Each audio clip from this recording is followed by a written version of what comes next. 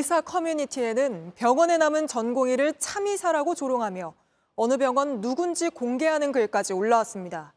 지난달에 올라왔던 사직 전에 환자들 처방약 용량을 바꿔두라는 등 생명을 살리는 의사가 썼다고 하기엔 믿고 싶지 않던 글은 서울에 사는 의사가 쓴 걸로 특정됐습니다. 이지은 기자입니다. 전공의의 집단 이탈 사태가 계속되는 가운데 의료 현장에 남아 환자를 지키는 전공의를 다른 전공의들이 참의사라고 조롱했다는 주장이 제기됐습니다. 의사 면허번호 등으로 인증해야 가입이 되는 인터넷 커뮤니티 메디스태프인데 최근 한 작성자가 수련 병원별로 병원에 있는 전공의의 소속과 이름 일부 등을 상세히 적어놨다는 겁니다. 이와 관련해 직장인 커뮤니티인 블라인드엔 자신을 복귀하고 싶은 전공의라고 소개한 작성자가 이와 관련한 게시물을 올렸습니다. 이 작성자는 참의사 명단이 있는데 어느 병원에 몇 년 차 누가 복귀했는지 정리한 것이라고 주장했습니다.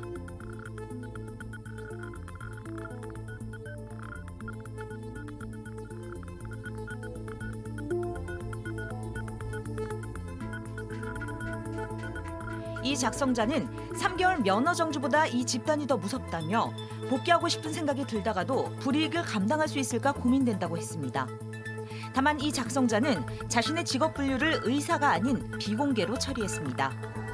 그리고 한 전공의는 이른바 참의사 명단이 있는 건 맞지만 사직한 전공의를 회유하는 교수를 비난하는 글이 더 많다고 했습니다.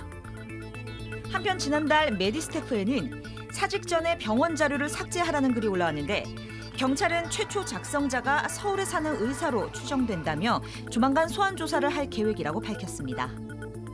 JTBC 이지은입니다. 정부의 의대 증원에 반발해 전공의가 떠났고 이젠 의대 교수들까지 떠나고 있습니다. 어젯밤 울산대 의대, 아산병원 교수들은 사직서를 내기로 의견을 모았습니다. 이른바 빅5의 병원 교수들까지 현장을 떠날 수 있는 상황인데요.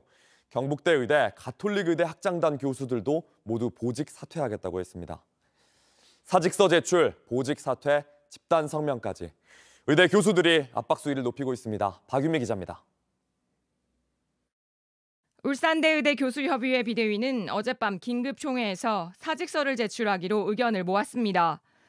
비대위는 환자 진료에는 끝까지 최선을 다할 것이라면서도 응급, 중환자실 등 고난도 입원 환자 진료를 보존하기 위해서는 순차적인 진료 축소는 불가피할 것이라고 밝혔습니다.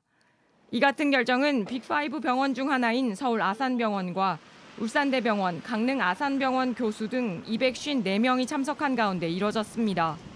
개별 교수들이 사직서를 내는 경우는 있었지만 교수협의회 차원의 집단 사의 표명은 이번이 처음입니다.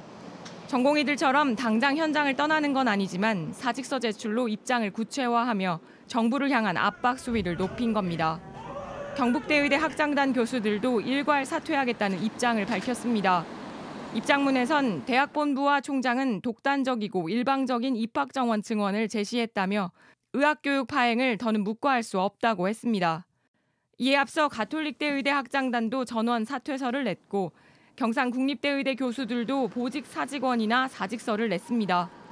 교수들은 또 전공의들과 학생들에게 피해가 생긴다면 집단 행동에 나설 것임을 내비쳤습니다. 교수사회 중재 노력도 이어지고 있습니다. 김정은 서울대의대 학장은 교수들에게 보낸 이메일에서 교수들이 사직서 대신 직접 국민들과 대화해야 한다며 의대 내부뿐 아니라 의료계박 의견을 모아 정책적 근거와 대안을 만들어가는 노력을 해야 한다고 했습니다. 서울대는 오늘 유홍림 총장이 배석한 가운데 의대생들과 타운홀 미팅을 진행할 예정입니다.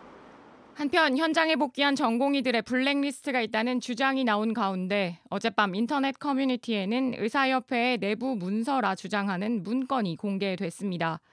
집단행동 불참자 명단을 작성, 유포할 것을 종용하고 있다는 내용입니다. JTBC 박유미입니다. 간호사들은 전공의가 하던 업무 일부를 맡게 됩니다. 정부가 총 98개 범위를 만들고 전문 간호사, 전담 PA 간호사, 일반 간호사의 영역을 나눠 구체적으로 명시한 겁니다. 먼저 수련병원 간호사는 응급 상황에서 심폐소생술이나 약물 투여를 할 수 있습니다. 진료 기록이나 판독 의뢰서, 진단서나 전원 의뢰서 등의 초안을 직접 쓸 수 있습니다. 수술 부위를 봉합하고 약물 처방까지 가능합니다.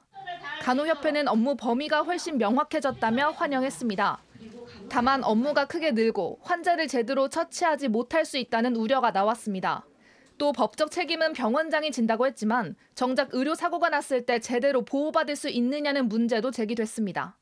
해왔던 일들도 문제가 생기면 너네 탓이다. 왜 오더를 못 걸렀냐는 심지어 그 널스가 오더를 내서 시행한다? 그냥 저희한테 책임 전가하는 것밖에 안 되거든요.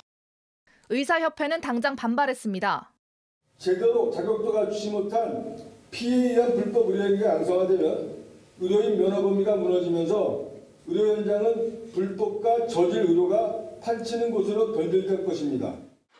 의사만의 업무 영역이 일부 깨질 수 있기 때문입니다. 정부는 간호사들의 추가 업무에 대해선 각 병원이 자체적으로 보상하게 했고 전담 간호사를 추가 채용하는 경우엔 정부가 보상하는 방안을 검토하고 있습니다. JTBC 이혜원입니다.